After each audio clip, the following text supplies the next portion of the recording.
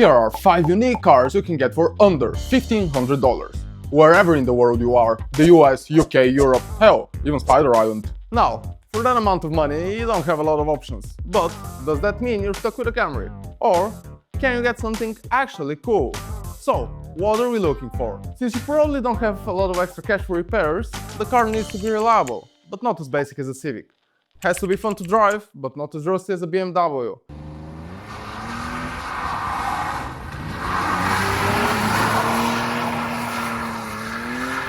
Exotic in its own way, but without leaving you stranded like an Alpha. The third time that you start it, sometimes it goes into limp mode. So, let's get into it. Number 1. The Swedish fighter jet for the road. The Saab 9-3. I know. Buying a car from a brand who declared bankruptcy in 2011 and calling it reliable, bear with me here. What if I told you that the Saab is on the platform of the Opel Vectra and the Cadillac BOS? Wait, what? Well, long story short, GM bought Saab in the year 2000 and they have already owned Opel for the last like 70 years, even though my American friends have probably never heard of it. And this means that there are plenty of parts. For example, the suspension is Opel and there's a lot of engines that are shared with Opel and Fiat. So, you have a Swedish car on an American platform with German suspension and Italian engines? Cool. But let's wind it back a little bit. Talking about the Saab 9-3, specifically from 02 to 07, just because afterwards there was the facelift and those ones are quite a lot more expensive. It came both as a sedan and estate, also a convertible, which is actually the most sold one. And I think it's a very good looking car, especially in black, and if you lower it a little bit, you get the aero package, which costs like a few $100, and then you put it on some big ass 3-spoke Saab wheels and perfection. And also you can get it with a sunroof, a dual zone AC with leather seats, the whole dash is like curved around you. And an interesting fact, the key is in the middle, just like in a fighter jet. And now engines, starting with petrol. We have a 1.8 NA making 122 horsepower and then a 1.8 turbo. Yeah, turbo, and you know what that means. ECU tuning! But yeah, the turbo makes like 150, 175 or 210 horsepower. I told you that's a cool car. What's strange is that both 1.8 liters, that's their name, but they're actually 2 liters. I guess GM got lost in translation with the metric system somewhere. I don't fucking know. And also, there are a few issues to look out for when buying those engines, but I'm not gonna bore you now. They're just all the information I've gathered is down in the description below, so you can check it out for yourself if you're interested. Now, next one. You want a little bit more American size? Well, Saab's got you. The 2.8 turbo V6 making 230, 250 or 280 horsepower. Yeah, that's right. And Saab also made a 4x4 version with a limited slip rear differential, being able to send 82% of the power to one of the rear wheels, and all of this in a chassis that weighs like 1400 kilos. And now you've got yourself a Golf R for the fraction of the price. But let's get back to the point, because you ain't getting that for $1,500.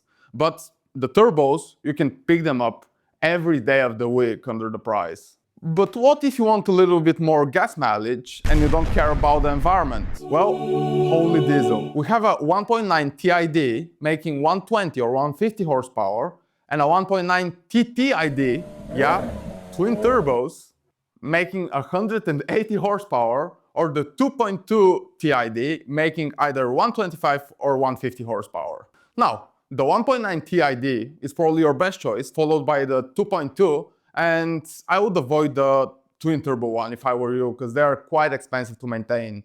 Oh, and just stay away from the autos, because if they break, it's a mother to repair. And come on, be a man, drive a manual. Alright, number 2. How many Swedish brands can you have in a single video? Well, 2. Yeah, you guessed it, folks. The next car is the Volvo, and more specifically, the Volvo V50. Now, just wait a second before you skip this portion, okay? The main reason I put the V50 on the list is because I used to own its bigger brother, the V70, and it was by far the best car I've ever owned, until I crushed it. Change your tires, folks. Okay, but then why not put the V70 on the list? Well, because the V50 is cheaper to maintain, cheaper to insure, and easier to find under 1500 bucks and with less than 200,000 miles, even though mine had more than that without having any issues. And now, I can tell you that the V50 won plenty of awards, like the best car of the year, the best family car, etc. But instead of that, I'm gonna tell you a story. Now, my Volvo was with a 2.4-liter turbo diesel engine, inline 5, making 163 horsepower and 350 newton meters. Just keep that in mind. I raced the most beautiful E36 in the world. Just go check him out, guys. It's really awesome. And that green beast used to make, not anymore, 193 horsepower. So it had the M52 B28 engine in it. And yeah, off the line, it beat me to a pulp. But above 60 miles per hour, I was gone again with 30 horsepower less and at least 300 kilos more weight. What else can I tell you?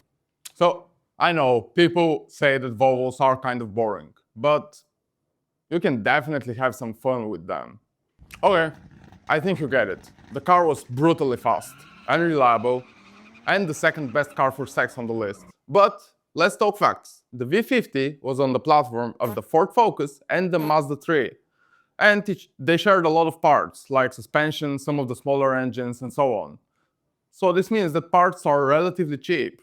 Now, speaking of engines, we've got a lot of options. First, we start with a 1.6 liter making 100 horsepower, then we have a 1.8 liter making 124 horsepower, and climbing to the 2 liter making 145. And then we have the 2.4 liter inline 5 making 170 horsepower, and then climbing to the 2.5 T5, which is an inline 5-cylinder, making 220 or 230 horsepower. This is the same engine that could be found in the Ford Focus RS. If you ask me, stick with the 2 liter because it's reliable and cheapish to maintain, even though both the 2.4 and 2.5 are Volvo engines, so you can't go wrong there. And now with the diesels. So, starting with the 1.6 making 109 horsepower, and then we have the 2 liter making 136 horsepower, which is a Peugeot engine, so buy at your own risk. But now for the cream de la cream, the 2.4 diesel making 163 or 183 horsepower. And actually, an interesting fact, I found the V70 with this exact engine with 700,000 kilometers, and it was still on the original engine, gearbox, and clutch. And now, for the interior, like with the Saab, it's very well built. You can get it with leather seats, dual zone AC, like premium audio, sunroof, and so on. And also, it's kind of quirky with this panel in the middle. Next one. What if you don't care about AC or leather interiors or newer cars? Well, what if the only thing that matters to you is rear-wheel drive? But you don't want a BMW because they're way too common, nor a Mercedes because they're not sporty enough. Well, I think the Ford Sierra is a very good choice. It is by far the cheapest rear-wheel drive car that's not a Benz or a BMW. And I think that makes it special. In the US, it's known as the Mercure. Yeah, not Mercury, but Mercure XR4i. This was a sub-brand for Ford, which probably mainly because of the name, failed. It is a little bit harder to find in the US under $1,500. Now, for 1,500 bucks, we're not talking about the Cosworths, as cool as they are, but rather the normal version, or if you're lucky, the XR4i, which had a V6 making 145 horsepower. They are a bit harder to find than the 1,500 bucks, but not impossible. Okay, with production years from 82 to 92 and a facelift in 87, and it's not that the pre-facelift is bad, but I personally think the facelift looks a little bit better, and the interior is also a bit more modern. It came as a 2-door hatchback, a 4-door hatchback, or a 4-door sedan, which I think is the best looking one, because especially the 4-door hatchback, it is by far the ugliest side profile of a car ever. Oh, and also there is a wagon, which is alright. About engines, you basically have two options because everything else is way too slow.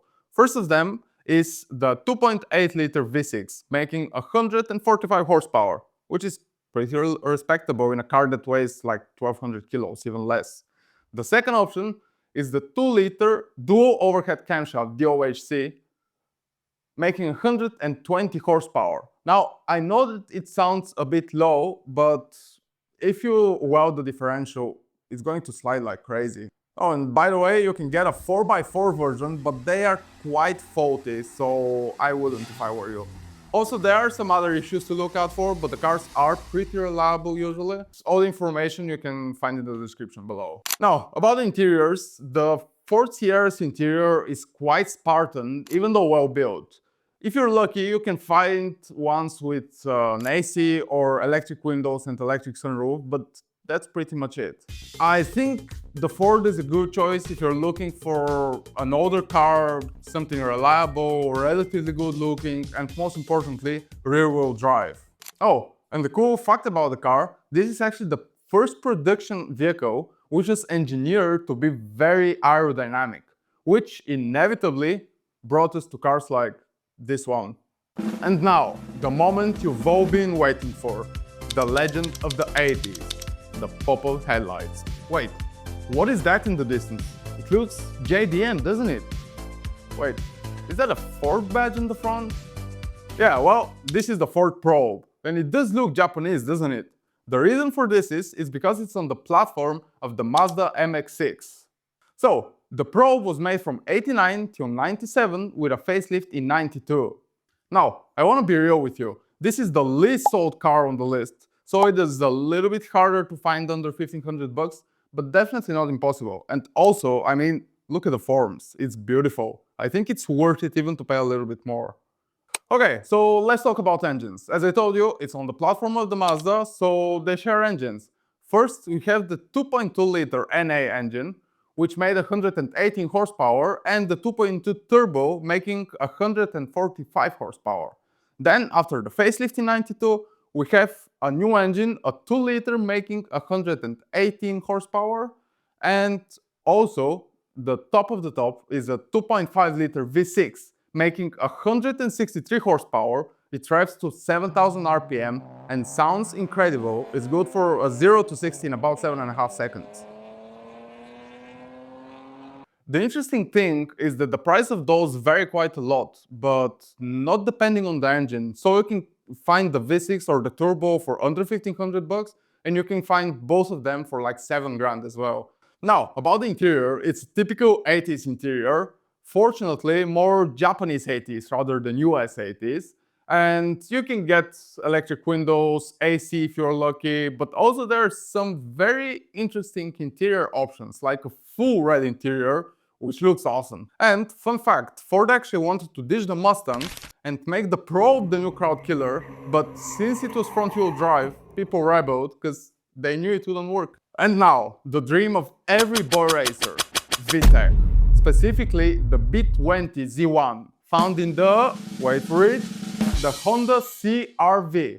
Wait, before you click off the video, let me cook. I used to own one of these, and I'm telling you, it's a very cool car. First of all, it's got VTEC. Disclaimer, the US version didn't have VTEC, but made only 1 horsepower less and were within 0.1 seconds to 6 annual goods, while VTEC had for like 150 bucks. Second of all, it's four-wheel drive, and I know it's not a full-time four-wheel drive, but mine was on road tires with no more tread than an F1 tire, and it was plenty capable of road. And what's more, in the corners, you can really feel that all-wheel drive system working. And actually, I know it's a strange comparison, but on the limit, it felt exactly like my E34. So it doesn't lean in the corners much more than a 30-year-old 5 Series. Oh, and the review of that car is coming soon, by the way, so I'll keep you posted. And what's more, in a straight line, I'm ashamed to admit it's almost got me beaten. And I know it doesn't look awesome out of the factory, but it's got potential. It's got this boxy look, and you can put it on some bigger tires and some race suspension. You can get some lights and make it like an overland build. Or you can go the other route. You can slam it on the ground, you can put some big-ass BBS wheels on it, put like a 20 degrees camber, and it looks so good. So, did I manage to convince you? Not yet? Well, just listen. Now the interior is also full of plenty of quirks and features. Like, for example, the front and back seats both fall completely flat, so you can have like a king bed on there. I told you the Volvo was the second best car on the list for sex. And there is a big ass sunroof, which also helps. You can also fold the console between the front seats. It's got a split tailgate, so you can just first open the window, then open the tailgate.